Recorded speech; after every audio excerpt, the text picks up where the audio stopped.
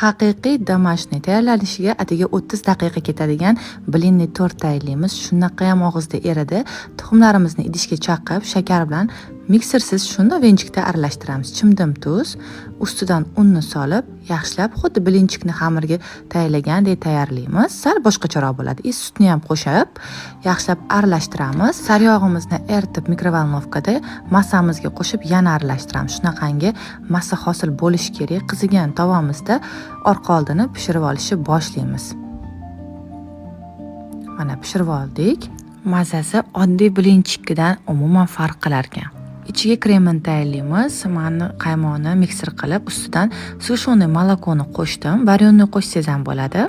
Tayyor kremimizni endi birin-ketinlikda xuddi ko'rsatilgandek qilib blinnilarni orasiga kremlarni surtib chiqamiz. Qolipga solsanglar yana ham tekis bo'ladi. Mana shunaqasini chetlari shunaqa ishib turishini xohladim.